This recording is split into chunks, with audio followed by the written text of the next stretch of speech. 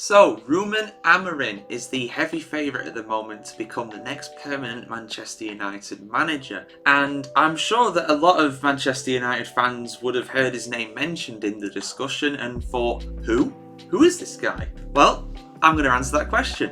Who is Ruben Amorim? So, Ruben Amorim is the current manager of Sporting Club de Portugal, one of the biggest clubs in Portugal. Now, his tenure there started in 2020 when he became the manager after joining Braga. Did very well at Braga by all accounts as well. I heard a stat yesterday that said that that Braga got their first away victory against Benfica under his stewardship since the 1960s. It had been a very, very long time. And let's not get away from it, right? This guy's done incredibly well in Portugal. I mean, I'm sure some people think, well, Portugal, it's an easy league. But no, it's a very difficult league if you do not manage Porto or Benfica. That is very much a duopoly. You do occasionally get Sporting winning the Primera Division, but it's very, very rare. And in fact, he's managed to do it twice, in 2021 and last season in 2024.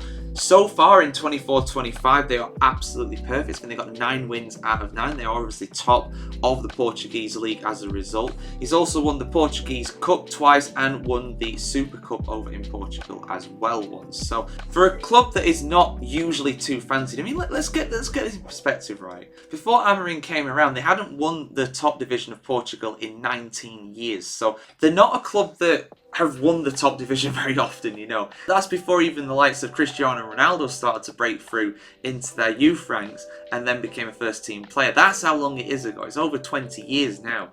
But he's managed to win 2 of those Primera Division titles and do very well by all accounts. So, I mean, they're doing well in the Champions League at the moment. He's got them to the Champions League, which is something in itself. They've knocked Arsenal out of the Europa League a couple seasons ago as well. They're a really, really good team under it. They play some really good football. In general, it's more of a 3-5-2. That's their kind of system. But he's not married to it. Apparently, he can be quite pragmatic. So with all the injuries at Manchester United at the moment, he might have to go and play a different style of football at the end of the day. I mean, the guy's got a winning percentage of over 70% with Sporting. He had with Braga before that, who were even smaller club. I mean, one of the bigger clubs in Portugal, but not anywhere near the giants. I mean, if you include Sporting CP in the triopoly of Portugal, which I think is fair, you can do historically, especially. You know, Braga are another side that really are that good traditionally, but they did very, very well under him during his very short tenure there, and he got snapped up by Sporting as a result. If he kept going, he got 10 wins out of 13 matches with them.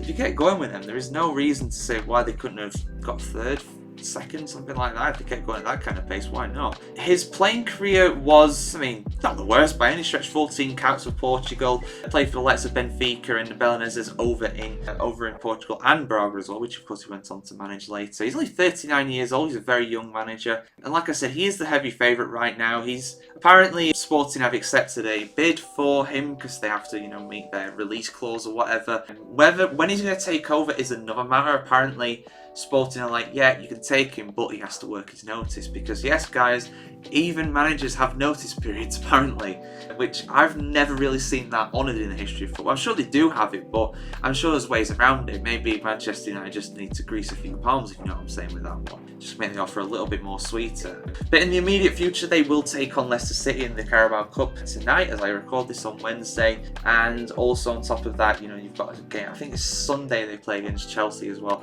The rumour is that he's going to be in the dugout for them, but apparently, if it's not then, it's going to be I think they said the 24th of November was when his notice period. I think it's a month long since when they initially made the contact.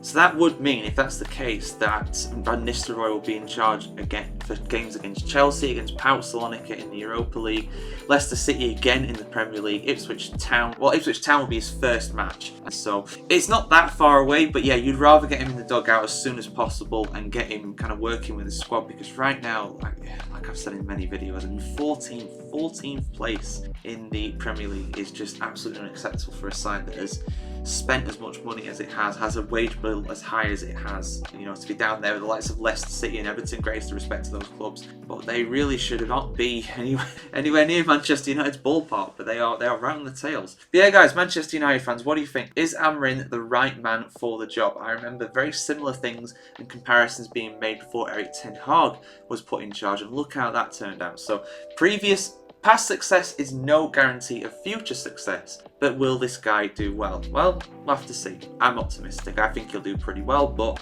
we'll have to see on that one. It's a very, very tough job to get. Let us know your thoughts in the comments below, and of course keep it tuned to thefootballchronicle.com for much more analysis and videos on the world of football, just like this.